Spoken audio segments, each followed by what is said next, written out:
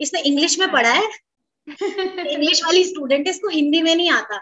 तो एक सर ने मुझे पूछ लिया, एनॉर्मस टर्निप वाला चैप्टर है, दी एनॉर्मस टर्निप। हाँ जी। तो उसमें जैसे वो ओल्ड मैन है, दी ओल्ड मैन, तो अगर आपको हम्म। उसकी वो उसका डायलॉग डिलीवर करना है तो आप थोड़ा सा मतलब जो ओल्ड मैन कैसे रहता है, थोड़ी सी उनकी वॉइस शेकी होती है, थोड़ी सी बैठी हुई सी, तो हम्म।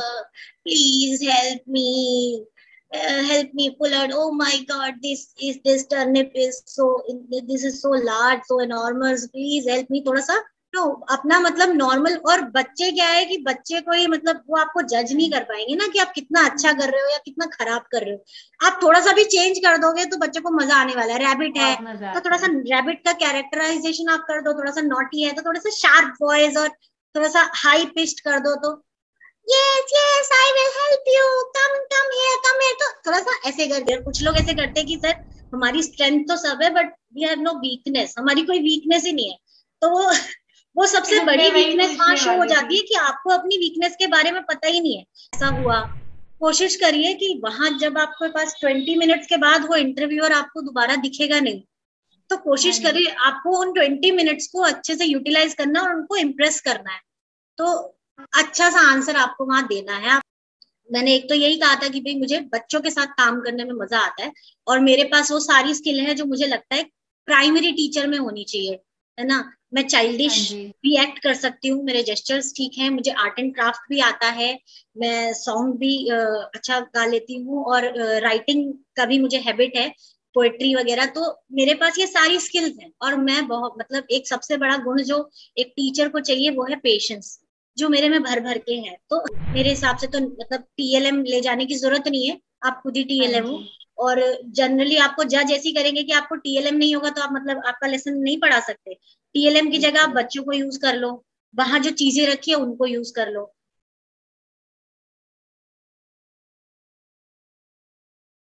दोस्तों, मेरा नाम है कुसुम गोयल और आज हमारे साथ एक बहुत ही खास गेस्ट नेहा साहनी मैम।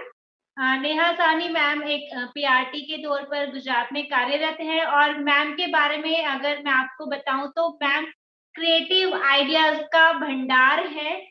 आप कोई भी टॉपिक उठा लो, उससे रिलेटेड इतने क्रिएटिव आइडियाज निकल निकल के आ जाएंगे और आप सोचते रह जाओगे कि ये मेरे माइंड में दूर दूर तक नहीं आ सकता था। हमारा इंडक्शन साथ हुआ था और हमेशा ऐसा होता था कि हर टॉपिक पे मैम के पास इतने आइडियाज होते थे और वो बहुत ही ऐसे यूनिक होते हैं कि बच्चों से लिंक भी कर पाए, कनेक्ट कर पाए और बहुत इनोवेटिव होते हैं। तो मैम से आज हम वो जानेंगे और मैम की सिंगिंग बहुत अच्छी है। तो हम मैम से ये भी जानना चाहेंगे कि उसका लिंक हम कैसे कर सकते हैं अपनी टीचिंग से और वो कैसे करती हैं। और ma'am art and craft, facial expressions, voice modulation, इन सभी चीजों में बहुत माहिर है। तो मैम आप प्लीज हमें इनके बारे में भी जरूर बताइएगा कि इन चीजों का हम अपनी टीचिंग में कैसे यूज कर सकते हैं। So a very warm welcome, Neha ma'am. Hi everyone, I am Neha Sahani.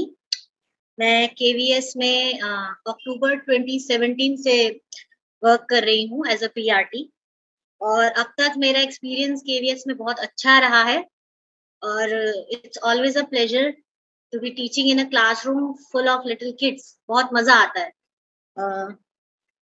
Madam को मैं आई थिंक 2018 से जानती हूँ, इंडक्शन में हम लोग मिले थे। और मैडम ने जैसे मेरी तारीफ की तो वो सारी बातें मैं भी मैडम के लिए बोलना चाहूंगी कि मैडम का लेसन मैंने भी देखा था बैठ के, मेरे सामने ही डेमो हुआ था, तो मैडम की भी बहुत तारीफ हुई थी और वो भी बहुत ही क्रिएटिव हैं।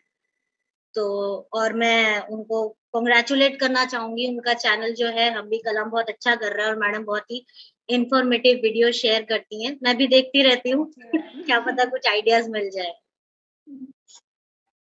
तो मेरे अगर इंटरव्यू की बात करें तो इंटरव्यू जून में हुआ था, जयपुर में। अ, अब उस टाइम पे कभी ऐसे बाहर नहीं गए थे, तो मैं मेरे पापा के साथ गई थी पहली बार जयपुर। और एक ऐसा होता है कि गर्ल्स के लिए थोड़ा सा ये भी होता है कि पता नहीं घर वाले मानेंगे कि नहीं बाहर जाना है, हाँ जी। फोर्स कर करके कि नहीं मुझे ज्वाइन करना है, केवीएस में ही जाना है, मतलब एक्सप्लोर करना है, इंडिपेंडेंट रहना है थोड़ा। तो गई पापा के साथ इंटरव्यू देने और काफी प्रिपेयर किया था उस टाइम पे। तो आई थिंक जितने वीडियोस अभी इंटरनेट पे अवेलेबल है उतने वीडियोस नहीं थे। हार्डली आई थिंक कोई एक चैनल काम कर रहा था और ऐसे मॉक इंटरव्यूज वगैरह बिल्कुल नहीं थे। तो मतलब वो आइडिया लेना कैसे प्रिपेयर करे, कहाँ से करे, बहुत डिफिकल्ट था। कुछ लोगों के मैं टच में थी जो केवीएस में ऑलरेडी जॉइन थे, उनसे मैंने थोड़े आइडियाज लिए कि कैसे प्रिपेयर कर सकते हैं, क्या-क्या क्वेश्चंस पूछे जाते हैं। और उनका जो एक परफॉर्मा भी मिलता है हमें फॉर्म, एप्लीकेशन फॉर्म जो हम लेके जाते हैं फिल करने के लिए, उसमें भी काफ़ी हाँ सारे जी। पॉइंट्स होते हैं जो हम अपने इंट्रो में मतलब उसको डाल सकते हैं। तो वो सारी चीज़ें मतलब एक मैंने तो एक डायरी मेंटेन की थी, ऑनेस्टली बताऊँ तो। और मैं हर चीज़ के लिए गूगल को ज़रूर मतलब फ़ॉलो करती हूँ। कुछ भी मुझे क्वेरी होती है तो किसको पूछूँ? गूगल को पूछती हूँ। तो गूगल। हर एक चीज़ जैसे सबसे पहले तो इंट्रोडक्शन था, तो इंट्रोडक्शन के लिए भी मतलब कैसे एक अच्छा इंट्रोडक्शन कैसे दें, किस तरीके से प्रिपेयर करें, एक अच्छा इंट्रोडक्शन में क्या-क्या चीज़ें होनी चाहिए। तो वो सारी चीज़ें मैंने मतलब करके कई बार इंट्रो लिखा, फिर उसको बोल के देखा कैसा लग रहा है, क्या चीज़ें हटा सकते हैं, क्या जोड़ सकते हैं। और ऑनेस्टली आपको नहीं पता कि आपको कितना टाइम मिलने वाला है वहाँ पे। तो क्यों मतलब मेरे हिसाब से तो इंट्रो ऐसा होना चाहिए शॉर्ट मतलब ब्रीफ और क्रिस्प होना चाहिए। आपकी मतलब एक तरह से आपकी सारी जो पर्सनैलिटी है, आपकी जो सारी स्ट्रेंथ वगैरह है, वो सब उसमें सम अप हो जानी चाहिए। मतलब ऐसा ना हो कि इतना लंबा हो गया कि वो इंटरव्यूअर को आपको स्टॉप करना पड़े कि भई ठीक है अभी छोड़ दो। आप उसमें अपना फैमिली, बैकग्राउंड और सब बताने लग जाओ। मेन तो जिस हम जॉब के लिए आए हैं, हम क्या हाँ ऑफर जी। कर सकते हैं, है ना? हमारी स्ट्रेंथ वगैरह मेन तो ये बताएँ, अपना एजुकेशनल क्वालिफिकेशन बताएँ, ये सारी चीज़ें हैं। तो इंट्रो में मतलब मैंने तो जैसे और लिख-लिख के आप बेशक कितना ही अच्छा आपका स्पोकन इंग्लिश कितना ही अच्छा हो, आप कितने ही अच्छे स्पीकर हो, लेकिन फिर भी मुझे लगता है कि जब आप प्रेज़ेंट करने वाले हो कुछ भी, तो मैं बच्चों को भी यही कहती हूँ कि मिरर के सामने बोल-बोल के प्रैक्टिस करो। जब आप मिरर के सामने देख के प्रैक्टिस करते हो, तो आपको पता चलता है कि एक्चुअली जो टेबल के उस तरफ बैठा है, आप उसको कैसे दिख रहे हो। कुछ लोगों का बोलने का हैबिट क्या होता है कि याद करते हो, ऊपर देख-देख के पर बोलते हैं। देखते हुए। तो वो सारी चीज़ें कहीं पे फंबल आ रहा है, तो वो सारी चीज़ें क्या है उसमें मतलब करेक्ट हो जाती हैं आप और कई बार बोलोगे तो आपको वो चीज़ें आपको खुद ही पता चल जाता है, आपकी मिस्टेक जो है आप खुद ही करेक्ट कर लेते हो। तो मेन तो जैसे है कि जब हम शुरू करते हैं सबसे पहले अपना नेम हम इंट्रोड्यूस करते हैं।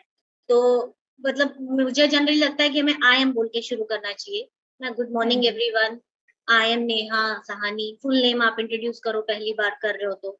और उसी में 2 लाइन बोलने की जगह आप उसी में साथ में ऐड कर दो कि I am Neha Sahani from Delhi ना, आई एम दिस मच हुँ। इयर्स ओल्ड और फिर अपना एजुकेशनल क्वालिफिकेशन बता दो उसमें कि I have done my graduation from this university in this year. उसके बाद फिर आपकी आपका जो मेन जो आप जिस प्रोफेशन में आप आने वाले हो तो उसके लिए आपने क्या किया है, बीएड किया है, डिप्लोमा किया है, तो वो बता दीजिए। उसके बाद आपकी स्ट्रेंथ और वीकनेस जो आपने जैसा आपने अपने बायोडाटा में मेंशन किया है वैसा ही बताइए। और कुछ लोग ऐसे करते हैं कि सर हमारी स्ट्रेंथ तो सब है but we have no weakness, हमारी कोई वीकनेस ही नहीं है। तो वो वो सबसे मैं बड़ी वही वीकनेस वहाँ पूछने शो हो वाली जाती थी। है कि आपको अपनी वीकनेस के बारे में पता ही नहीं है। ऐसा कोई इंसान नहीं है दुनिया में जिसकी कोई वीकनेस नहीं होगी, मतलब कि वो एकदम परफेक्ट ऐसा तो हो ही नहीं सकता। इम्प्रूवमेंट के लिए तो हमेशा स्कोप होता है और जो बंदा आई मीन जो अपनी वीकनेस पहचान लेता है आई थिंक तभी वो हाँ उसको जी। इम्प्रूव कर पाएगा। तो हमें पता ही होता है कि कहाँ पे हमसे मतलब कौन-सा ऐसी एरिया है जहाँ हम वीक हैं, तो हम ऑनेस्टली उसको बताएँ और हम उसको इम्प्रूव करने के लिए क्या करते हैं। वो भी एक हाँ जी। मतलब वो हमारा अच्छा एक वहाँ पे पॉइंट दिखता है कि हमको ये सब पता है।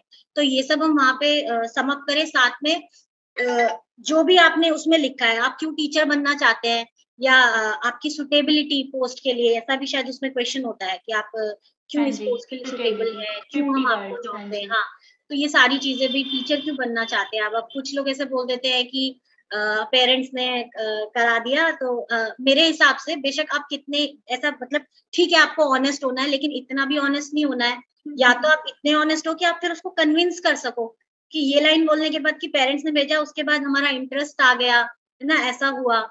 कोशिश करिए कि वहाँ जब आपके पास 20 मिनट्स के बाद वो इंटरव्यूअर आपको दोबारा दिखेगा नहीं, तो हाँ कोशिश जी। करिए आपको उन 20 मिनट्स को अच्छे से यूटिलाइज़ करना है और उनको इम्प्रेस करना है। तो अच्छा-सा आंसर आपको वहाँ देना है। आप सोच लीजिए कई बार कि भई हमें क्या बोलना है, जो थोड़ा-सा मतलब सच्चाई के करीब भी हो इम्प्रेसिव और लगे। बहुत ज़्यादा खराब भी ना लगे देने में हाँ। आंसर। है ना? तो जैसे अब मुझे पूछा था तो मतलब मैंने अपने उसमें लिखा भी था और मैंने एक तो यही कहा था कि भई मुझे बच्चों के साथ काम करने में मज़ा आता है और मेरे पास वो सारी स्किल है जो मुझे लगता है प्राइमरी टीचर में होनी चाहिए, है ना? मैं हाँ चाइल्डिश जी। भी एक्ट कर सकती हूँ, मेरे जेस्चर्स ठीक हैं, मुझे आर्ट एंड क्राफ्ट भी आता है, मैं सॉन्ग भी अच्छा गा लेती हूँ और राइटिंग का भी मुझे हैबिट है, पोएट्री वगैरह तो मेरे पास ये सारी स्किल्स हैं और मैं बहुत मतलब एक सबसे बड़ा गुण जो एक टीचर को चाहिए वो है पेशेंस, जो मेरे में भर-भर के है। तो ये सारी चीज़ें आप बता सकते हैं कि इन सब की वज़ह से मुझे ऐसा लगता है कि ये पोस्ट और मुझे डेस्क जॉब नहीं करना है ना? या तो पेरेंट्स बोलते हैं एसएससी में जाइए बट डेस्क जॉब नहीं करना है। ये टीचर का काम क्या है एक्टिव रहने का हमेशा, कुछ ना कुछ करते रहना और एंगेज रहना, खुद भी आपको बहुत कुछ सीखने को मिलता है। तो ये सारी चीज़ें हैं, तो ये सारी चीज़ों में से थोड़ी-थोड़ी चीज़ें निकाल के आप एक अच्छा-सा इंट्रो प्रिपेयर कर सकते हैं। एक लाइन और जो मैंने बोली थी, जब आप इंट्रो देते हैं ना, उसी में से वो आपको क्वेश्चन भी करते हैं। मुझे लगता है यही एक आगे बढ़ने का उनका वो होता है। आपको सबसे पहले बोलेंगे इंट्रोड्यूस योरसेल्फ तो हाँ जी। आप उसमें जब अपना इंट्रोडक्शन देते हैं, तो उसी में से एक कोई पॉइंट उठा के वो आपको सामने से क्वेश्चन कर लेते हैं। मुझे जो याद है मैंने उन्हें कहा था कि कि आपको केवीएस क्यों जॉइन करना है? Why do you want to join KVS? तो मैंने कहा था कि I want to remove stereotypes against women in workplace. मतलब महिलाओं के खिलाफ हाँ जो जी। मतलब वर्कप्लेस में जो स्टीरियोटाइप है कि भई एक लेडी के लिए सेफ जॉब अपॉर्च्युनिटी ढूँढनी है घर के पास, है ना? ये बिल्कुल। आधे दिन का जॉब तो मैं चाहती हूँ केवीएस मुझे एक ऐसा प्लेटफ़ॉर्म देता है कि मैं इंडिया के किसी भी कोने में मेरा ट्रांसफ़र हो जाएगा और मुझे कैसी भी वो जो कंडीशंस है उसमें पढ़ाना है, लैंग्वेज बैरियर भी रहेगा, तो ये सारी चीज़ें मैं वहाँ जाके मैं प्रूव करना चाहती हूँ। उन्होंने यही पूछ लिया कि भई स्टीरियोटाइप से आपका क्या मतलब है? आप एग्ज़ाम्पल दीजिए। और अगर कहीं आपको जैसे थोड़ा-सा मुझे स्टेज फ़ियर रहता है, तो उस टाइम और एक तो आप इंटरव्यू देने आए हैं, थोड़ा-सा नर्वसनेस भी रहती है, तो कहीं फंबल भी हो जाता है, तो सामने से ऐसा होता है कि वो थोड़ा-सा आपको गाइड करेंगे कि कोई बात नहीं, हाँ हाँ जी। बोलिए, है ना? थोड़ा-सा आपको क्लू हाँ। मतलब क्यू भी दे देते हैं, वहाँ से भी मेरे हिसाब से वहाँ पे 4 जेंट्स थे और 1 लेडी थी और एक उनमें से जो एक था मेंबर था पैनल का, हुँ। वो बिल्कुल साइलेंट था, उसने पूरे इंटरव्यू में कुछ नहीं बोला, तो वो शायद ऑब्जर्वर था, वो सिर्फ़ आपको हाँ। ऑब्जर्व कर रहा था पूरे टाइम। और जो एक सेंटर में जो सर बैठे थे वो हाँ मतलब जी। काफ़ी मतलब उनके चेहरे पे पूरे टाइम स्माइल थी और बड़े जॉली से थे। वो बहुत अच्छे-अच्छे क्वेश्चन पूछ के खुद ही खुश भी हो रहे थे सर भी ला रहे थे और एक बड़े ही मतलब आप बोलो तो चेहरे से बड़े रूड लग रहे थे और वो हमेशा डिफिकल्ट क्वेश्चन आपको पूछ रहे थे। मतलब आपको एक तरह से टाइट स्पॉट में डाल देना। तो ऐसे भी थे। तो मतलब एक मिक्स्ड ऑफ पर्सनैलिटीज़ टाइप के सब तरह के लोग उस पैनल में थे। तो जहाँ फँस जाओ कोई आपको निकालेगा और आपको उनको लगेगा कि ये तो बहुत आंसर्स दे रही है तो चलो कुछ हाँ जी। ऐसा क्वेश्चन पूछ फँसा लेते हैं। देते हैं। तो इंट्रोडक्शन में उन्होंने ऐसा पूछ लिया स्टीरियोटाइप फिर वो क्लियर हो गया तो उन्होंने मतलब मुझे ऐसा था कि जीके का क्वेश्चन ना पूछ ले, जीके थोड़ा-सा मेरा वीक स्पॉट है। तो पर उन्होंने मुझे ऐसा कुछ पूछा नहीं, मेरा बायोडाटा वगैरह फाइल उन्होंने देखी, उसमें से एक्सपीरियंस जैसे उन्होंने पूछा कि अच्छा आपने एमसीडी में भी कॉन्ट्रैक्ट पे काम किया है, कैसा एक्सपीरियंस था? तो वो मैंने थोड़ा-सा बताया। फिर उन्होंने मुझे सीधा मतलब कहा कि आप कुछ पढ़ा दीजिए, तो वो आपको पूछते हैं जनरली कि मतलब आप क्या कुछ डेमो प्रिपेयर करके आए हैं? तो मतलब मेरा जो एक्सपीरियंस है कि बेटर है, बेस्ट है हाँ बल्कि कि जी। आप अपनी तरफ से हर सब्जेक्ट का एक-एक डेमो प्रिपेयर करके जाइए। क्योंकि आपको नहीं पता पैनल कैसा मिलने वाला है आपको। अलग-अलग जगह बिल्कुल। इंटरव्यूज़ थे, साउथ में जिनके इंटरव्यूज़ थे, मोस्ट ऑफ ने मुझे कहा कि भई वो तो आप एक तो इंग्लिश का प्रॉब्लम रहता है, दूसरा ये कि वो आपको बोल देंगे कि नहीं तुम ईवीएस पढ़ाओ, तुम मैथ्स पढ़ाओ। हुँ। तो कोशिश करो कि हर सब्जेक्ट का एक-एक आप टॉपिक प्रिपेयर करके जाओ और लेकिन प्रेज़ेंट वही करो वहाँ पे जिसमें आपके सारे कॉन्सेप्ट है वो आपको क्लियर हो। आप कोई ऐसा जी। टॉपिक मत ले लो जिसमें से आपको ऐसे-ऐसे क्वेश्चन वो कहीं से भी पूछ ले और आप फँस जाओ। और मतलब बेस्ट है कि आप कोई पोएम पढ़ा दो, हिंदी या इंग्लिश की लैंग्वेज की। और अगर आप मैथ्स पढ़ा रहे हो तो मतलब मेन तो वही है, जैसे मुझे पूछा तो मैंने कहा भई आप सर जो टॉपिक देंगे मैं पढ़ा दूँगी। तो उन्होंने मुझे प्लेस वैल्यू दिया था पढ़ाने के लिए। तो मैंने हाँ जी। थोड़ा-सा मतलब जैसे बोर्ड पे वहाँ रहता है सब सामान उनके पास, तो सब्जेक्ट लिखा, डेट हुँ। डाली, फिर प्लेस वैल्यू पढ़ाना शुरू किया। थोड़ा-सा समझाया, फिर उन्होंने काउंटर क्वेश्चन किया मुझसे कि भई प्लेस वैल्यू, फेस वैल्यू में क्या डिफरेंस है? ये वन्स के ये जो टेन्स है तो यहाँ पे मतलब वो सारी चीज़ें पूछी, टेन्स का क्या मतलब है? हंड्रेड्स का क्या मतलब है? फिर उन्होंने कहा ठीक है अब आप एक पार्ट्स ऑफ बॉडी आप पढ़ा दो और पोएम के जरिए पढ़ाओ। तो अब उस टाइम पे आप सोचो कि मतलब पार्ट्स ऑफ बॉडी की पोएम कहाँ से लाऊं? तो बेटर है कि आप एक टीचर हो तो आप थोड़ी बहुत कुछ पोएम्स, है ना, हिंदी इंग्लिश की कुछ राइम्स, कुछ पोएम्स आप लर्न करके जाओ। थोड़े बहुत जो इजी इजी टॉपिक है उनसे रिलेटेड गाने, मतलब एजुकेशनल सॉन्ग्स आप लर्न करके जाओ। तो आपको वहाँ पे, क्योंकि आपको नहीं पता वहाँ क्या पूछ लेंगे, तो कम से कम 2-3 पोएम आपको आती होगी हिंदी की टेक्स्ट बुक की, एनसीईआरटी की 1-2 पोएम्स, बहुत सारी वीडियोस अवेलेबल है, तो आपको लर्न करके जाओ। मुझे लगता है कि सब वैसे वो जनरली अपॉर्चुनिटी आपको देंगे कि आप अपना टॉपिक सिलेक्ट कर लो। तो बेस्ट है कि आप अपना एक-एक डेमो अच्छा सा प्रिपेयर करके जाओ।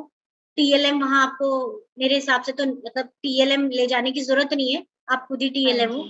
और जनरली आपको जज ऐसे ही करेंगे कि आपको टीएलएम नहीं होगा तो आप मतलब आपका लेसन नहीं पढ़ा सकते। टीएलएम की जगह आप बच्चों को यूज़ कर लो, वहाँ जो चीज़ें रखी है उनको यूज़ कर लो। तो मतलब बेस्ट है कि आप जो डेमो है वो घर से प्रिपेयर करके जाओ। तो मैंने पार्ट्स ऑफ बॉडी उनको मतलब पोएम के थ्रू करा दिया था। फिर उन्होंने मुझे स्पेलिंग्स लिखने के लिए कहे थे। स्पेलिंग्स लिखवाते हैं हिंदी और इंग्लिश में। कि जैसे मुझे और मतलब स्पेलिंग कैसे थोड़े से ट्रिकी, जैसे कॉम्पिटिटिव एग्जाम्स में आते हैं जो जनरली गलत करते हैं हम लोग, जैसे एटिकेट है तो एटिकेट का स्पेलिंग, फिर कमिटी, करप्शन, फिर उनका करप्शन को हिंदी में क्या कहते हैं, एटिकेट को हिंदी में क्या कहते हैं, शिष्टाचार, भ्रष्टाचार। तो पर पूरे टाइम जो मूड जो सेट हुआ था इंटरव्यू का, वो मतलब बहुत हैप्पी था। जितनी मैं नर्वस थी, उन्होंने मुझे बहुत ईज आउट किया और वो पैनल वाले भी मतलब बहुत हैप्पी लग रहे थे मुझे। मतलब आपको खुद को भी ऐसा फील हो जाता है कि नहीं नहीं इंटरव्यू बहुत अच्छा जा रहा है। अभी तक मुझसे जितने सवाल पूछे सबके मैंने करेक्ट आंसर दिए, उनके चेहरे पे एक स्माइल भी आ जाती है। तो वो सारी चीजों से लगता है कि नहीं अभी तक मैंने सब करेक्ट ही किया है, तो सब अच्छा ही है। और मतलब जब उनको आपको उनको लग रहा है कि आपके पास सब्सटेंस है, आप अच्छा कर रहे हो, तो आपको वो अच्छे से मतलब टाइम देंगे। उनको लगेगा कि नहीं कुछ खास है नहीं, तो वो जल्दी आपका इंटरव्यू खत्म भी कर देंगे। तो स्पेलिंग्स वगैरह हो गई, उसके बाद उन्होंने मुझे कहा कि फिर एक ग्लोब वहां रखा हुआ था। बाकी क्लासेस का मुझे नहीं आइडिया था कि नहीं, बट अब था तो वहां सब जगह होगा। ग्लोब था, फिर उन्होंने कहा कि आप ग्लोब ले आओ सेंटर में, अब ग्लोब बताओ, ग्लोब को एक्सप्लेन करो, आप कैसे क्लास में ग्लोब पढ़ाओगे। तो बाय चांस मुझे किसी ने कहा था कि ग्लोब भी करके जाना, तो मैंने कर लिया था। मेन मेन चीजें पढ़ ली थी प्राइमरी लेवल के हिसाब से, भाई ग्लोब क्या है, कौन कौन से मेन, जैसे लॉन्गिट्यूड है, लैटिट्यूड है। अब मैं उन्होंने बोला कि आप एक्सप्लेन करो, तो मैं एक्सप्लेन कर रही थी। फिर कोई पॉइंट आया कि मैंने बोला भाई ट्रॉपिक ऑफ कैंसर, तो उन्होंने कहा कि ये, मैंने कहा tropic of cancer, tropic of capricorn, इनके बीच का जो एरिया है ये ट्रॉपिकल एरिया है, ट्रॉपिकल जोन है। तो फिर एक ने मुझे क्वेश्चन पूछ लिया कि ट्रॉपिकल जोन क्या होता है, एक्सप्लेन करो। मैंने उनको ट्रॉपिकल जोन एक्सप्लेन किया, तो फिर उससे उनको शायद ऐसा मतलब एक्सप्रेशन, ऐसा मतलब इम्प्रेशन उनको ऐसा आया कि शायद इसने इंग्लिश में पढ़ा है, इंग्लिश वाली स्टूडेंट है, इसको हिंदी में नहीं आता। तो एक सर ने मुझे पूछ लिया कि आप ये बताओ कि ये लॉन्गिट्यूड लैटिट्यूड को, लॉन्गिट्यूड को हिंदी में क्या कहते हैं। अब वहां पे मैं फंस गई क्योंकि मैंने सोशल साइंस मैंने इंग्लिश में पढ़ा, मुझे हिंदी में नहीं पता। सर अभी मतलब थोड़ी देर सोचा, मैंने कहा सर नहीं याद आ रहा। तो कह रहे, फिर उन्होंने स्माइल करके बोला कि कोई बात नहीं, सबको सब चीजें नहीं पता होती है, ठीक है, अच्छा किया आपने। मैंने बोला ठीक, मतलब अब जाओ आप, बहुत अच्छा किया, वेरी गुड। तो मतलब इतना उन्होंने इतना बोल दिया तो भी मुझे एक वो राहत हो गई कि चलो, मैं खुद से ऐसा बोला कि भाई सबको सब, और उन्होंने मुझे बताया भी नहीं कि क्या कहते हैं, तो मुझे ऐसा लगा नहीं पता वो जस्ट ऐसे चेक कर रहे थे। हाँ चेक कर लेते हैं, मतलब उनको लगता है जैसे हम जब अगर हम क्वेश्चन सामने से हम खुद भी बच्चों से पूछते हैं, हमको लगता है कि सीरीज ऑफ इवेंट में बच्चा ये बोल रहा है, अच्छा इसमें से ये पूछ लेते हैं, उसमें से वो पूछ लेते हैं। खुद को नहीं भी पता तो एक दो क्वेश्चन पुट अप कर देते हैं, पुट अप कर लिए।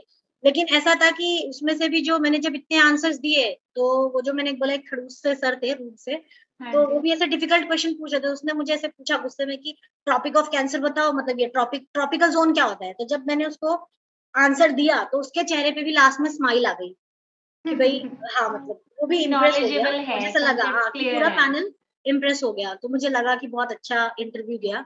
और 2 शिफ्ट में इंटरव्यू होते हैं, तो मुझे लग रहा है मेरा मॉर्निंग में 6th या 7th मेरा नंबर था, उसमें मेरा टर्न आ गया था।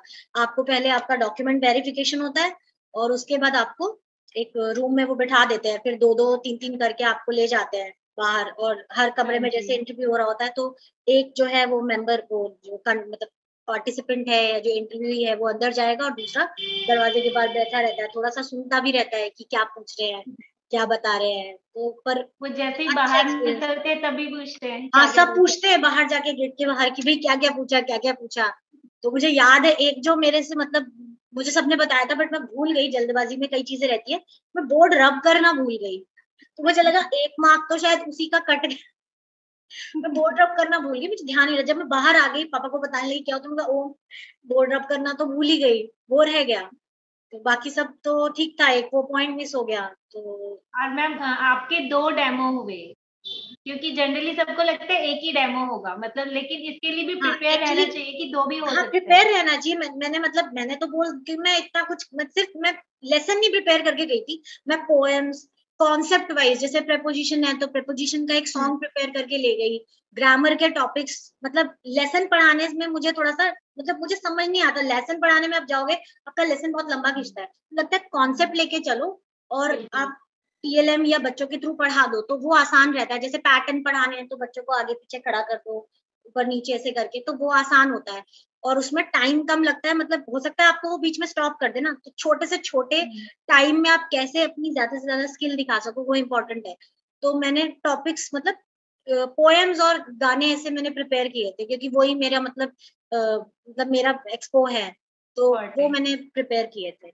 वो बेटर रहा मेरे लिए। तो मैथ्स से पूछा और एक ईवीएस का टॉपिक लिया। अच्छा रहा था मेरा टाइम, मतलब और मुझे तो मैम बहुत जैसे मज़ा आया। बाई चांस जैसे कि आपसे ईवीएस का कहा गया कि बॉडी पार्ट्स पढ़ाओ पोएम का यूज़ करके, और किसी कैंडिडेट को नहीं आ रहा समझ कि कैसे कराऊँ, अगर वो टॉपिक चेंज करवाना चाहते हैं तो क्या कर सकते हैं?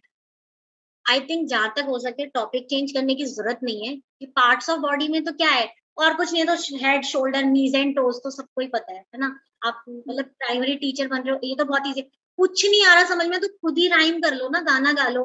आइज़ है, I have 2 eyes, I have 2 eyes, मतलब उस टाइम कुछ पे भी बना आपको दो। हाँ, मतलब थोड़ा-सा तो इम्प्रोवाइज़ करना है। आप उनको बोलोगे कि नहीं सर दूसरा टॉपिक दे दो, तो वहाँ आपका 1 तो मार्क तो गया। तो कोशिश हुँ, करो कि ना मतलब जो इम्प्रोवाइज़ है करो, वो कुछ भी कर करो। दो। हाँ, आप मतलब कोशिश कर रहे हो वो दिखेगा उनको, लेकिन आप सीधा ही मना कर दोगे कि नहीं सर, मैं तो इसमें कंफर्टेबल नहीं हूँ, आप कुछ और करा दो। आप वो मुझे कुछ और नेगेटिव हो बोल दो। जाएगा। या तो बेटर है कि आप अपना डेमो दे दो। आप एक मतलब वो तो बिल्कुल। जाना ही है प्रिपेयर करके, और अगर आप इतने कॉन्फिडेंट हो कि मैं कुछ भी कर लूँगा, तो फिर उससे तो फिर आपने बोला सामने से, अब आप मना करोगे तो फिर वो तो मतलब आपके अगेंस्ट ही जाएगा ना। तो बेटर है कि आप बिल्कुल। उनको बोलो। और ये इंग्लिश हिंदी वाला भी जो है कि इंग्लिश में बोले कि हिंदी में बोले, मुझे तो यही लगता हाँ है। जी। और मैं 5 साल से और इस ऑर्गनाइज़ेशन में हूँ, मैंने हमेशा यही सुना है कि आप इंग्लिश मतलब केवीएस इंग्लिश मीडियम है, हिंदी मीडियम नहीं है। सिर्फ़ हिंदी के हुँ, क्लास को छोड़ के बाकी सभी क्लासेस में आपको इंग्लिश में ही पढ़ाना है, क्योंकि आप इंग्लिश में नहीं पढ़ाओगे तो बच्चे सीखेंगे कैसे?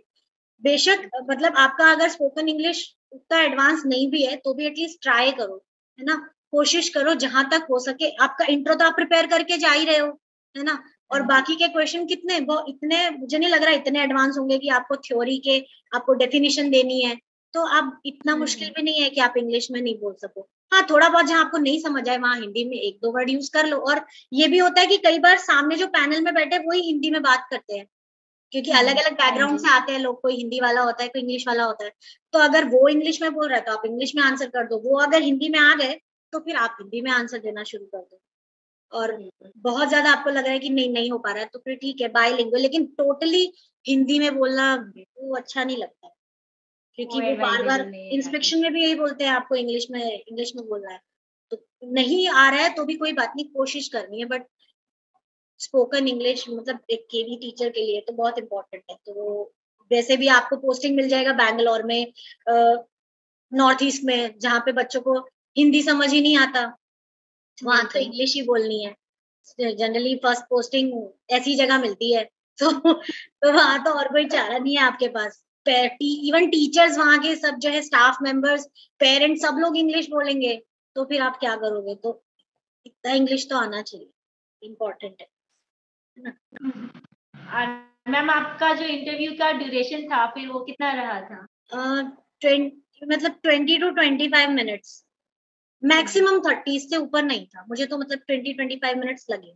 उन्होंने उसमें सब चेक किया, स्पेलिंग्स, मतलब बोर्ड राइटिंग भी देख ली, स्पेलिंग्स भी देख लिए, स्पोकन इंग्लिश तो देख ही लिया, साथ में सारे मुझे लग रहा है सारे टॉपिक कवर हो गए, मैथ्स भी, ईवीएस, इंग्लिश भी सब कवर हो गया था उसमें। अच्छा था, मतलब काफी अच्छा एक्सपीरियंस था, बहुत अच्छा हुआ था मेरे को।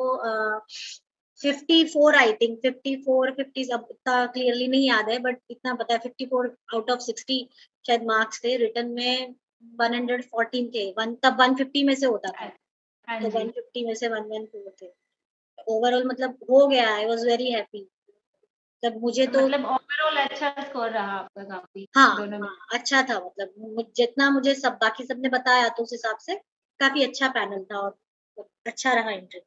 आप प्रिपेयर होके जाओगे तो मुझे नहीं लग रहा आपको कोई प्रॉब्लम आएगी। मैं मतलब अपने सब्जेक्ट से, आप प्राइमरी का तो एनसीईआरटी की बुक्स देख लो, और थोड़ा सा मुझे लग रहा है कि ऑर्गेनाइजेशन के बारे में भी पढ़ के जाना चाहिए। मुझसे नहीं पूछा, लेकिन काफी लोगों से पूछा था कि जैसे भाई सीरियस के केवीएस के बारे में। बारे में आप क्या जानते हो, है ना, कितने, अगर स्कूल्स नहीं भी पता है तो एटलीस्ट क्या उसमें मतलब ग्रेड की किस तरीके से होता है, उसकी कोई नई स्कीम, जैसे अभी एनईपी 2020 नया आया है, तो उसमें जैसे हाँ भाई जी। क्या वो करिकुलम किस तरह से चलेगा, विद्या प्रवेश, फिर ये बाल वाटिका क्या है, तो ऐसी मतलब जो नेशनल एजुकेशन पॉलिसी में प्राइमरी को लेके जो चीजें कही गई है, तो थोड़ा सा वो पता होना चाहिए भी। एनसीएफ का फाउंडेशनल लर्निंग के लिए भी डॉक्यूमेंट आया था, तो ये मतलब छोटी छोटी चीजें पढ़ लें, क्योंकि आप मतलब ये तो हमारा पर्सनल एक्सपीरियंस है, लेकिन आपके सामने कौन पैनल में बैठेगा, उसको किस चीज में ज्यादा इंटरेस्ट होगा पूछने में, तो अपनी तरफ से तो हम ये सारी प्रिपरेशन करके जाए, एटलीस्ट ये सारी नॉलेज कोशिश करें कि बिल्कुल नहीं आंसर देने से अच्छा है कुछ तो बता सके आप। मैं उसमें देख रही थी कुछ लोग ऐसे क्वेश्चन पूछ रहे थे कि ग्रेजुएशन से कितना पढ़ के जाएं हाँ और ये जी। टॉपिक से कितना पढ़े। आप मुझे नहीं लग रहा है कि ग्रेजुएशन की आपको उसमें जरूरत है, आप तो बेसिक पढ़ाने वाले हो, तो बेसिक में आप जितना बता सको बच्चों को, एटलीस्ट उतना तो पता होना चाहिए, मैप पता होना चाहिए, कितने स्टेट्स हैं, कितने इस मतलब कैपिटल क्या है, स्टेट्स एंड कैपिटल, ये सब है ना। और आप जैसे जिस सिटी से आप आ रहे हो, तो आपको पूछ ले भी आप उस सिटी से आ रहे हो, आप उस स्टेट से आ रहे हो, तो वहां का चीफ मिनिस्टर कौन है, इस तरह वहां पे क्या फेमस है, ऐसी मतलब थोड़ी बहुत चीजें इंट्रो के लिए आप प्रिपेयर कर सकते हो, आपको पूछ सकते हो, तो ऐसा मुझे लगता है। तो और मैम मुझे ऐसा भी लगता है कि अगर आप खुद ही इतने टैलेंटेड उन्हें नज़र आ रहे हैं ना कि बहुत कैपेबल है, तो वो ग्रेजुएशन तक पहुँचते ही नहीं है। वो हाँ, आपकी और वो बाकी चीज़ों से ही क्वेश्चंस पूछते रहते हैं। हाँ, वो मतलब वो एक्चुअली आपकी फाइल देखते हैं, अब उनकी नज़र जहाँ मुझे लगता है पड़ गई, जैसे मेजर उन्होंने एक्सपीरियंस के लिए पूछ लिया, मैंने सर्टिफिकेट लगाया था एक्सपीरियंस का, तो उन्होंने पूछ लिया अच्छा आपने मतलब पहले 2 साल पढ़ाया है उसमें, तो मैंने कह दिया, मतलब वो पूछ लिया। अब उनको फाइल में से एक आध क्वेश्चन तो पूछना है, अब जैसे किसी के में ग्रेजुएशन की डिग्री लगी हुई है, मार्क्स बहुत अच्छे हैं, तो हो सकता है उसमें से एक आध क्वेश्चन पुट अप कर ले, और किसी को ज़्यादा इंटरेस्ट है, किसी ने थीसिस लिख दी है, तो ऐसा कुछ मतलब उसमें आ सकता है। बाकी जनरली तो मेन तो आपका यही है, फोकस तो आपका यही रहना चाहिए कि प्राइमरी में जो आप पढ़ाने वाले हो ना वो चीज़ें। एनसीईआरटी की बुक्स देख लीजिए, अब आपने रिटन क्लियर किया है तो एनसीईआरटी की बुक्स तो पढ़ ही ली होंगी। तो मेन तो वही है। अब इसके अलावा एनईपी मेन है, एनईपी, आरटी, ये सारी जो चीज़ें हैं, बाल वाटिका, जो ये सब बताया गया है, विद्या प्रवेश, तो ये सब चीज़ें भी थोड़ी-सी पढ़ के जाएँ, तो इसमें से अगर कोई क्वेश्चन पूछ ले, वो 5+3+3 वाला जो मतलब इस तरह के क्वेश्चन आ सकते हैं। थोड़ा-सा पढ़ के जाएँ तो कोई हार्म नहीं है इसमें ना, और अपना एक डेमो प्रिपेयर करके जाएँ। हो जाएगा, जब रिटन क्लियर कर लिया तो मुझे लग रहा है इंटरव्यू भी कर लेंगे।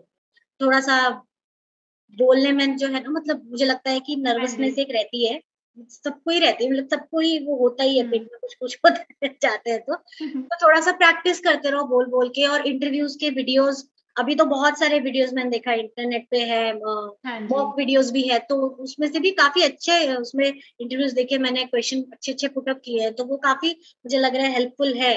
अगर उनको देख के जाएँ, तो आपको आइडिया मिल जाएगा, डेमो भी बहुत सारे अवेलेबल है। तो अपने हिसाब से जो आपको टॉपिक ठीक लग रहा है, बस उसमें ये है कि आपका कॉन्सेप्ट क्लियर होना चाहिए। तो मैक्सिमम क्वेश्चन के आप आंसर दे दो, मुझे लग रहा है हो जाएगा आपका। Thank you ma'am. And ma'am please आपकी जो खुद की हॉबीज़ हैं, जैसे कि पोएट्री राइटिंग हो गया, वॉइस मॉड्यूलेशन, सिंगिंग, तो इनके भी कुछ आप बता दीजिए कि इनको कैसे टीचिंग में यूज़ कर सकते हैं? वॉइस मॉड्यूलेशन तो ऐसे देखो, जब स्टोरी टेलिंग भी करते हैं, तो हाँ स्टोरी जी। टेलिंग में भी यूज कर सकते हैं, कैरेक्टराइजेशन करते हैं, आप कोई स्टोरी पढ़ाने वाले हो, पपेट हुँ, आप मतलब आपको कोई पूछे मेथोडोलॉजी क्या रहेगी, तो स्टोरी टेलिंग रहेगा, पपेट के थ्रू पढ़ाएंगे, तो फिंगर पपेट्स अलग सबसे सिंपल रहती है, फिंगर पपेट्स बना के बच्चों को पहना दिया, और फिर एक जैसे सॉफ्ट पपेट बनाते हैं, तो उसके थ्रू पढ़ा रहे हैं, तो उसमें जैसे भाई कोई कैरेक्टर है, अगर ओल्ड कैरेक्टर है, ओल्ड एज है, तो ग्रैंड मदर वाला एक एनॉर्मस टर्निप वाला चैप्टर है, दी एनॉर्मस टर्निप, हाँ जी। तो उसमें जैसे वो ओल्ड मैन है, दी ओल्ड मैन, तो अगर आपको हुँ, उसकी वो उसका डायलॉग डिलीवर करना है, तो आप थोड़ा-सा मतलब जो ओल्ड मैन कैसे रहता है, थोड़ी-सी उनकी वॉइस शेकी होती है, थोड़ी-सी बैठी हुई सी, तो hmm, please help me pull out, oh my God, this turnip is so this is so large, so enormous, please help me, थोड़ा-सा तो अपना मतलब नॉर्मल, और बच्चे क्या है कि बच्चे को ही मतलब वो आपको जज हाँ नहीं जी। कर पाएँगे ना कि आप कितना अच्छा कर रहे हो या कितना खराब कर रहे हो। आप थोड़ा-सा भी चेंज कर दोगे तो बच्चे को मज़ा आने वाला है। रैबिट है, बहुत मज़ा तो आता थोड़ा-सा है। रैबिट का कैरेक्टराइज़ेशन आप कर दो, थोड़ा-सा नॉटी है तो थोड़ा-सा शार्प वॉइस और थोड़ा-सा हाई पिच्ड कर दो, तो yes yes I will help you, come come here, तो थोड़ा-सा ऐसे करके, फिर थोड़ा-सा हाँ, अगर कोई मतलब विशियस या तो विलेन टाइप का कोई कैरेक्टर है, तो थोड़ा-सा हेवी वॉइस करके, come here, I will teach you a lesson today, ऐसे करके, और थोड़ा-सा एक्सप्रेशन भी है ना, थोड़ा-सा वैसा है, विलेन टाइप का है तो आँखें बड़ी करके या इस तरीके से, और अगर बहुत ज़्यादा फनी कैरेक्टर है तो स्माइल करके, और थोड़ा-सा अपने आप को भी थोड़ा-सा मतलब मेकअप कर लो या उस तरीके के मास्क पहन लो, तो अपने आप ही इतने सारे एलिमेंट से चैप्टर वैसे ही इंटरेस्टिंग हो जाता है। तो ये छोटी-छोटी चीज़ें आप कर दो तो, और ये कोई बहुत मतलब डिफिकल्ट नहीं है, मुझे लग रहा है बहुत सिंपल है। बहुत बिल्कुल। सिंपल चीज़ है। मेरे एक मतलब बड़े लर्नेड कलीग हैं, उन्होंने एक बात कही थी मुझे कि to be difficult is simple, but to be simple is difficult, है ना? डिफिकल्ट होना बहुत आसान है, क्योंकि हम लोग क्या है ना, जनरली जब हम फर्स्ट बिल्कुल। टाइम जॉब में जाते हैं, मतलब हम बच्चों को पढ़ाने जाते हैं, हुँ, हमारा माइंडसेट ऐसा रहता है कि ये तो क्या है, जे यू जी जग, है ना? बट जे यू जी जग हो गया, आप अगला लेटर, अगला मतलब वर्ड पढ़, 3 लेटर वर्ड। लेकिन अगर हम बच्चे के लेवल पे जाके देखें, बच्चे को पहले अच्छा आइडेंटिफाई करना है कि जे है, इसका साउंड ज है। जब तक वो फिर दूसरा लेटर देखेगा, सोचेगा कि ये कौन-सा लेटर है, इसका साउंड क्या है? ज, पहला भूल ग, जाता तो है। उस लेवल पे आके हमको काम करना है ना। आप वहाँ भी डेमो दो, तो आप फटाफट पोएम बोल दो। जब भी हम कोई चैप्टर भी पढ़ाते हैं, तो एक लाइन को 2 बार रिपीट करते हैं, बच्चा समझ ले, है ना? सुन ले, और बहुत धीरे-धीरे बोलते हैं। आप फटाफट पोएम बोल दोगे, बच्चे को तो समझ ही नहीं आया, पता नहीं मैडम ने इंग्लिश में क्या बोल दिया। तो एक लाइन को कम से कम 2-3 बार बोलते हैं। वो इसीलिए बोलते हैं ताकि बच्चे बिल्कुल। हाँ, उसको कैच कर ले और साथ में कंटिन्यू कर पाएँ। एक ही पैराग्राफ पढ़ाएँगे एक बार में, और उसको बार-बार बोलेंगे, एक्शन फिर एक्शन इंट्रोड्यूस करेंगे। तो मज़ा आता है, फिर हर एक बच्चे से करा लेंगे, और ज़्यादा बड़ा स्ट्रेंथ है क्लास का, तो एक-एक लाइन से, एक-एक रो से करा लेंगे। तो ये सारी चीज़ें हैं, मतलब थोड़ा-सा बच्चों के लेवल पे आके आपको काम करना है। ऐसे नहीं कि मैथ्स पढ़ा दिया, वो बोर्ड पे लिख दिया, हाँ बेटा 2 + 2 4, और बच्चे को समझ आ गया। 2 + 2 4 के लिए आपको बताना पड़ेगा, भई 4 बच्चे ले लिए, ये 2 बच्चे यहाँ खड़े कर हुँ, दे, तो यहाँ पे उनको काउंट कराएँगे कि 2 + 2, या बुक्स ले ली, है ना? बच्चों से बुक्स ले ली, पेन ले लिए, ऐसी छोटी-छोटी चीज़ें लेके। तो इस तरीके से मतलब वो क्या हो जाएगा कि थोड़ा-सा रूट लेवल पे आ जाएगा काम जो है आपका, और पीएलएम भी आ जाएगा बच्चा जब, एक्सपीरियंशियल लर्निंग हो जाएगी उसके लिए। आप सिर्फ बोर्ड पे लिख के करा देंगे तो वो तो रोte लर्निंग हो गई, उसमें आधे बच्चों को समझ भी बिल्कुल। नहीं आएगा। तो ये सारी चीज़ों का ध्यान रखना है जब आप डेमो प्रिपेयर करो तो।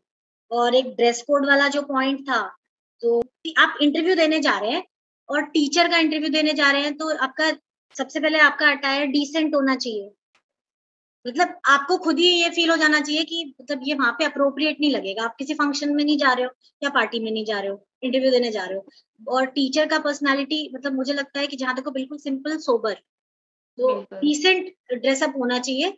साड़ी बहुत अच्छी बात है अगर आपने साड़ी पहनी है, तो मैं साड़ी में कंफर्टेबल नहीं हूँ, हम लोग नहीं पहनते हैं हमारे यहाँ। तो हाँ मैंने जी। सूट पहना था, एक दुपट्टा कैरी किया था, यहाँ भी यही ड्रेस कोड रहता है। सूट के साथ सूट सलवार, लेगिंग दुपट्टा। अब बॉयज़ को मैं नहीं कह सकती सूट सलवार दुपट्टा पहनने के लिए। वो प्लेन शर्ट और पैंट, नॉट जीन्स में, हाँ। जीन्स और वो उस तरीके के कैजुअल शर्ट टाइप का नहीं। एटलीस्ट एक दिन तो आप ढंग से कैरी करो खुद को, तो मतलब सॉलिड शर्ट और लूज पैंट्स, और ऐसी लेडीज के लिए मतलब आप मान लो आप साड़ी पहन के चले गए, फिर आपसे वहां चला ही जा रहा, साड़ी उठा उठा के आप पढ़ा रहे हो, आधा टाइम तो आप साड़ी को ठीक कर रहे हो। तो अगर आप कंफर्टेबल हो तो आप साड़ी पहन लो, और अगर आप कंफर्टेबल नहीं हो तो सूट में भी मुझे नहीं लग रहा कोई प्रॉब्लम है। और शूज भी आपको कंफर्टेबल, मैंने फ्लैट्स पहने थे, हील में क्या है, एक तो सबसे बड़ा प्रॉब्लम रहता है कि वो टक टक वाली हील्स रहती है, तो वो रूम इतना साइलेंट होता है, वो आवाज करेंगी वहां पे, तो वो भी बहुत ही खराब लगता है। तो हो सके तो जूती या ऐसे मतलब फ्लैट्स आप पहनो, तो आपका अटायर ही और थोड़ा कंफर्टेबल हो। गर्मी का टाइम जनरली जून में हुआ था मेरा इंटरव्यू, अभी भी मुझे लग रहा है ऐसे ही होगा, तो ऐसा एरिया है बहुत, और बहुत देर तक आपको वहां बैठना पड़ता है, इंतजार करना पड़ता है, और ऊपर से नर्वसनेस से भी बहुत स्वेटिंग होती है, तो थोड़ा लूज कॉटन के कपड़े पहनो तो आपको फायदा होगा।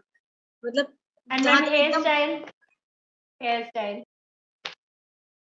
हाँ हेयर स्टाइल मैंने तो चोटी बनाई थी, क्योंकि बालों का ऐसे रहता है कि अब वो खुले बाल रहते हैं, तो मतलब मुझे ऐसा लगता है कि पढ़ाते वक्त है ना वो बाल फेस पे आते हैं, या बार बार उसको ठीक करते रहो, हमें बेशक नहीं दिख रहा हो, जो इंटरव्यू में बैठा होगा वो नोट करेगा ये सारी चीजें, आपको ऑब्जर्व कर रहा है कि मैडम आधा टाइम तो अपने बाल ही बना रही है। तो मतलब बेटर है कि हाँ, या तो आप पिन कर लो, या फिर मतलब बन बना लो, या मैंने चोटी बनाई थी। मतलब मैंने कोशिश की थी जितना हो सके सिंपल, मैं आपको डिसेंट लगने में, एक टीचर जैसा, मतलब देखते ही लगे कि टीचर आई है, थोड़ा सा ऐसा मतलब ड्रेसअप, आपका ड्रेस कोड ऐसा होना चाहिए अच्छा। एंड मैम मेल कैंडिडेट्स का एक रहता है कि बियर्ड रख सकते हैं क्या, तो जितना मैंने देखा है ना, कि क्लीन शेव, हाँ क्लीन शेव होना चाहिए वो, मतलब यहाँ भी शायद ड्रेस कोड में वो बोलते ही हैं, तो बेटर है कि आप क्लीन शेव जाओ, क्या हो जाएगा, एक दिन चले जाओ, आ जाएंगे वापस बाल। एक दिन के लिए इंटरव्यू के लिए एटलीस्ट इतना तो कर लो, मतलब हम कोशिश करें कि जितने पॉइंट 60 में से कोशिश करें कि एक भी नंबर हमारा ना कटे, है ना, तब जाके हमारे 50 अबव आएंगे, क्योंकि हमें नहीं पता वो कहाँ कहाँ मार्क्स, हमें नहीं पता कितने क्वेश्चन गलत होने वाले हैं। तो जहां तक हम जितने पॉइंट खुद से अर्न कर सकते हैं भाई, एक अगर शेव करके चले जाएंगे और हमें एक पॉइंट हमारा नहीं कटेगा, तो बेटर है ना कि हम करके जाए, बाद में आ जाएगी दाढ़ी, फिर बढ़ाते रहना फ्रेंच कट। एटलीस्ट उस टाइम पे क्लीन शेव और मतलब नीट एंड क्लीन हेयर उस तरीके से आप जाओ, तो वो थोड़ा अच्छा लगता है। क्योंकि काफी कैंडिडेट्स को होता है ना कि बियर्ड में मैं बहुत अच्छा दिख रहा हूँ, स्मार्ट दिख रहा हूँ, लेकिन इंटरव्यूअर्स जो है वो शायद इसके मार्क्स कट करते हैं, उन्हें इतना अच्छा नहीं लगता। हाँ, अब देखो उनका क्राइटेरिया तो नहीं पता, लेकिन अपना तो हम यहाँ काम करते हैं इस ऑर्गेनाइजेशन, तो इतना तो पता है ड्रेस कोड क्या है। तो ड्रेस कोड में तो इंस्पेक्शन में भी आते हैं, तो बोलते हैं भाई बियर्ड ट्रिम होनी चाहिए, या तो मतलब क्लीन शेव होना चाहिए, तो बेटर है कि आप क्लीन शेव कर लो। प्लीज, आप once in a lifetime opportunity, मतलब आपके लिए एक बार है ये जॉब, आपको चाहिए ना, तो इतना तो कर सकते हो आप। इतना तो कर लो, तो कोई मुझे नहीं लग रहा है इसमें कुछ हो जाएगा एक दिन, और अच्छे ही लगोगे फिर भी आप, कोई प्रॉब्लम नहीं है उसमें। वो इंटरव्यूअर्स को क्या ही मतलब है, 20 मिनट देखना है आपको, उसके बाद तो आपने मिलना नहीं है उनसे, उनको क्या ही मतलब है, मेन आपकी पर्सनालिटी देखनी है उनको, आपका डेमो देखना है कि आप मतलब एक्चुअली उनको जज की, मतलब इंटरव्यू रखा क्यों है, आपको जज करने के लिए, कि जो जजमेंट वो रिटर्न में नहीं ले पाए, वो आपका एक तो माइंडसेट देखना चाहते हैं कि आप एज अ टीचर आप कितने क्वालिफाइड हो पढ़ाने के लिए, आपको बेसिक चीजें पता भी है या नहीं, आपका सोचने का तरीका कैसा है, तो वो सब वो आपको देख के ही जज करेंगे थोड़ा सा। सबसे पहले तो जो फर्स्ट इंप्रेशन है वो देख के ही, हम देख के ही करते हैं, बाद में बातचीत होने के बाद बाकी की चीजें पता चलती हैं।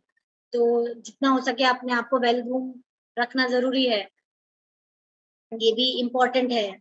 और इसके अलावा जैसे वो क्लासरूम मैनेजमेंट के ऊपर भी क्वेश्चन पूछ लेते हैं, कि कोई सिचुएशन आपको दे देंगे कि भाई जैसे बच्चा अगर शोर कर रहा है, आप पढ़ा रहे हो, एक बच्चा नॉटी है, बार बार बात नहीं मान रहा है, मतलब बैठता नहीं है, स्टिल नहीं होता, तो आप कैसे उसको हैंडल करोगे, या बहुत ज्यादा शोर करता है तो कैसे, तो ये सारी चीजें भी थोड़ी सी आपको एक दो क्वेश्चन ऐसे सिचुएशनल बेस्ड क्वेश्चन पूछ सकते हैं। फिर मेन रहता है जो मैरिड लेडीज है, तो उनके लिए यही क्वेश्चन आएगा कि भाई आपका अगर पोस्टिंग आ गया नॉर्थ ईस्ट में, तो आप और आपके घर वाले मना करें, या आपको इस तक आपका बच्चा छोटा है, तो आप मतलब कैसे हैंडल करेंगे, आप ज्वाइन करेंगे नहीं करेंगे, क्या आपका उसकी तरफ क्या एटीट्यूड रहेगा, तो उसका भी आपको थोड़ा सा सोच के रखना है कि हम कैसे उसको आंसर करेंगे, और इंटरव्यूअर्स को कन्विंस करेंगे कि नहीं, मेरा जॉब मेरे लिए इम्पोर्टेंट है ना, ये मेरे लिए once in a lifetime opportunity है, मेरे लिए बहुत इंपॉर्टेंट है, मैं जाऊंगी, मैं घर भी, और मेरे घर वाले मुझे इस चीज में सपोर्ट करते है ना, उनका भी मुझे पूरा पूरा सपोर्ट है, उन्हीं की वजह से मैं यहाँ हूँ। तो ये सारी चीजें आपको मतलब पॉजिटिव नोट पे आपको सारे आंसर देने, कहीं भी ऐसा नहीं लगे कि नहीं आपके मतलब मन में ऐसा है कि ये तो ठीक है, ये नहीं मिल रहा तो चलो टीचर बन जाते हैं। आपके बिहेवियर से और आपकी बातों से मतलब उनको ऐसा आपको फील कराना है कि नहीं ये बहुत इंपॉर्टेंट है आपके लिए, और आप केवीएस में ही जॉब करना चाहते हैं और डीएसएसबी में आएगा तो भी नहीं जाएंगे ये इम्पोर्टेंट है। और बाकी तो पूछने को कुछ भी पूछ सकते हैं। अच्छा है। और हॉबी में जो आप कह रहे थे हॉबी के लिए, तो जहां तक हो सके मुझे लगता है आपको सच लिखना चाहिए उसमें। आप सिर्फ लिखने के लिए कि नहीं, रीडिंग अच्छा लगता है मुझे, फिर वो आपको पूछ लेंगे कि कौन सी बुक्स पढ़ी है आपने। अब उसमें आप बता दो भाई, आप बोल दो बच्चों वाली कोई किताब बता दो एनसीईआरटी की, तो ऐसे तो नहीं है। रीडिंग अगर आपको पसंद है तो फिर आप मतलब होना भी चाहिए ना कि आप क्या पढ़ते हो, किस तरीके की नॉवेल्स पढ़ते हो, या भाई बायोग्राफी पढ़ते हो, आपका फेवरेट ऑथर कौन है, उसकी कोई बुक का नाम बता दो, कोई कोट बता दो। तो इस तरीके से राइटिंग पसंद है, कुछ लिखा है आपने, आप कुछ लिखते हो, क्या लिखते हो, आर्ट एंड क्राफ्ट पसंद है, पेंटिंग पसंद है, तो मतलब जो भी आप लिख रहे हो इन चीजों में कि आप फंस नहीं जाओ। और अगर वहां पे आपका वो पकड़ा जाए कि भाई झूठ लिखा है, तो वो एक खराब लगता है कि भाई आप मतलब दिखाने, थोड़ा सा वो लग जाता है कि आप तो दिखावा करने में वो रखते हो, और आपने ये झूठ झूठ सिर्फ अपना सीवी अच्छा बनाने के लिए इसमें अच्छी अच्छी बातें सब लिख दी है। फिर वो डाउट करेंगे, जो सच भी लिखा है उसमें भी डाउट करेंगे। मोस्ट ऑफ द टाइम ये होता ही है कि अगर कोई झूठ बोल रहा है ना, वो पकड़ा जाता ही जाता है, क्योंकि वो वो इतने मतलब इतने एक्सपीरियंस होते ऐसे ही हैं। तो नहीं बैठ गया ना पैनल में, उन्होंने हाँ। वो कब से मतलब उनका काम भी मतलब यही है, वो इंटरव्यू ही करते हैं, तो इतना तो उनको आता ही है ना जज करना। और एक जो ऑब्जर्वर बैठा है उसका तो वो तो कर ही रहा है, तो वो 1 मिनट में पकड़ लेगा कि आप झूठ बोल रहे हो, फंबल आएगा आपकी वो एक्सप्रेशन से और सबसे। तो बेटर है कि जो आपकी एक्चुअल में हॉबी है आप वही लिखो।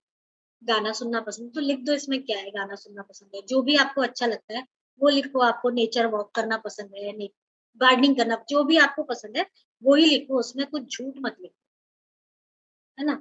और बस उसको लिंक कर दो टीचर से। हाँ लिंक करो, मतलब कैसे, जो ये जैसे जो आप बताओ स्ट्रेंथ है मेरी या जो मेरी हॉबीज है, वो कैसे मुझे इसमें हेल्प करेगी। अब जैसे आर्ट एंड क्राफ्ट है, तो भाई बच्चों को मैं आर्ट एंड क्राफ्ट के पीरियड में या वैसे भी टीएलएम में मैं अच्छे अच्छे पपेट्स बना सकती हूँ ना बच्चों के लिए। क्लासरूम डेकोरेशन में वो हेल्प करता है। ऐसे ही पोएट्री है, तो मैं बच्चों के लिए कोई भी टॉपिक पढ़ाना है तो उससे रिलेटेड मैं शॉर्ट शॉर्ट पोएम्स बना सकती हूँ। तो ये सारी चीजें तो मतलब इस तरीके से आपको उसके साथ इंटरलिंक कनेक्ट कर देना है, तो वो भी आपको हेल्प करेगा। तो थोड़ा-सा झूठ और थोड़ा-सा सच मिला के अच्छे से प्रेज़ेंट कर देना है। मतलब ऐसा बिल्कुल ऑनेस्ट भी नहीं रखना, थोड़ा तो मिला हाँ, सकते हैं जहाँ पे मतलब 10-15%। जैसे हाँ, जैसे ये है कि भई एक वो क्वेश्चन आता है कि आप मतलब टीचर क्यों बनना चाहते हैं, या आप टीचर अपनी मर्ज़ी से बने, तो नहीं मैं तो बनना नहीं चाहता, मेरे पेरेंट्स ने मुझे भेज दिया, या ये नहीं मतलब था मुझे इंटरेस्ट था, मैंने जॉइन किया, मुझे अच्छा लगा, मुझे ऐसा लगा कि मैं पढ़ा सकता हूँ, और मैं जब पढ़ाता हूँ तो मतलब मुझे भी लगता है कि मैं काफ़ी अच्छे से कर रहा हूँ और बच्चों का फीडबैक भी अच्छा आता है। और जिन्होंने पढ़ाया हुआ है, जो ऑलरेडी पढ़ा रहे हैं कॉन्ट्रैक्ट पे, गेस्ट टीचर्स पे या प्राइवेट स्कूल में पढ़ा रहे हैं, तो वो अपना उसमें अपना एक्सपीरियंस सर्टिफिकेट लगा सकते हैं। चाहे तो फोटोग्राफ्स भी लगाइए ना उसमें, क्या दिक्कत है? उसमें जहाँ एक्सपीरियंस पोर्टफोलियो। सर्टिफिकेट है उसी में, हाँ, मतलब आपने उसमें आपकी कोई अचीवमेंट, तो ऐसी चीज़ें आप उसमें डालिए जो मतलब सीवी में जो अच्छी दिखे। सीवी में तो डाल ही सकते हैं। तो मतलब अचीवमेंट में मैम काफ़ी कैंडिडेट्स कह रहे हैं हमारी कोई अचीवमेंट ही नहीं है। तो ऐसा वैसे मुझे तो लगता है कि ऐसा पॉसिबल ही नहीं है, क्योंकि कहीं पार्टिसिपेट भी कर रहे हैं वो भी अचीवमेंट होती है एक हाँ, दिन। अचीवमेंट में ज़रूरी थोड़ी है कि आप मतलब ग्रेजुएशन करने के बाद ही आपने जो किया वो अचीवमेंट है। आपने कॉलेज में भी कुछ किया होगा, है ना? कॉलेज टाइम में भी हाँ आपने हो जी। सकता है डिबेट कॉम्पिटिशन में पार्टिसिपेट किया हो, आपने पोएट्री में पार्टिसिपेट किया हो, आर्ट एंड क्राफ्ट में, पोस्टर मेकिंग में, तो वो भी सब अचीवमेंट ही है। हमारे तो मतलब छोटे से छोटा काम भी अचीवमेंट ही होता है।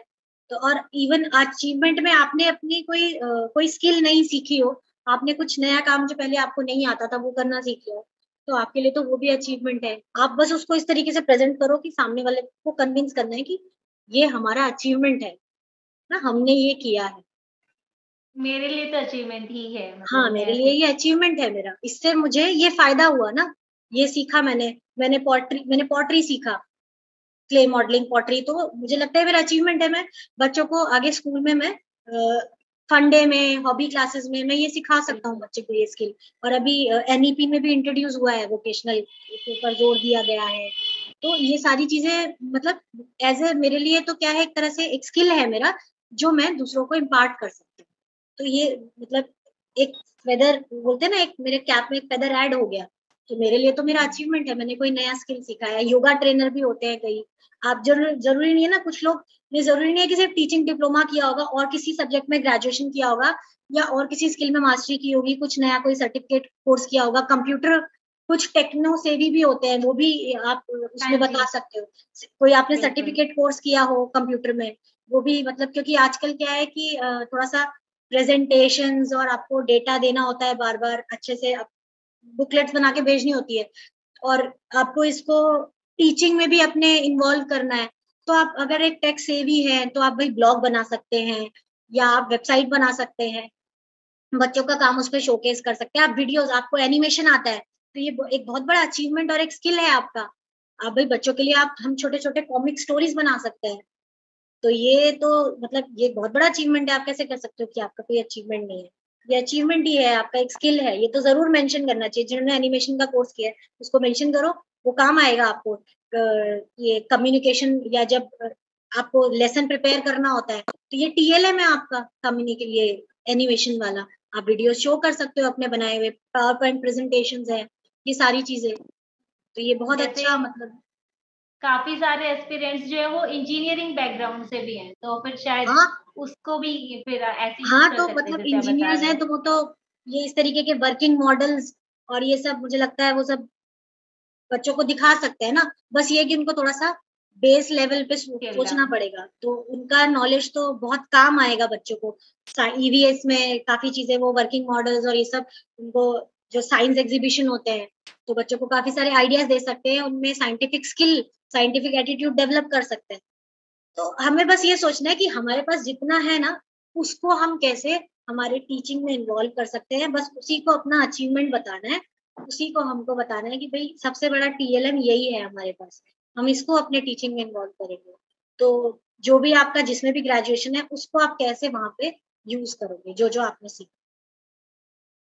ठीक है, thank you so much ma'am. आपने इतने अच्छे-अच्छे आइडियाज़ दिए, जैसा कि मैंने स्टार्टिंग में भी कहा था कि आप क्रिएटिव आइडियाज़ का भंडार है, और उसका एग्ज़ाम्पल हमने यहाँ देख लिया है कि मतलब मैं कमेंट्स में जो-जो क्वेरीज़ आती है ना, मेरे माइंड में अभी वो निकल-निकल के आ रही थी और मैं आपसे पूछते जा रही थी, अच्छा ये भी बता दो, ये भी बता दो, ये भी बता दो, और आप उनके इतने अच्छे आंसर्स कर रहे थे कि वो अभी तक मेरे माइंड में नहीं आए थे।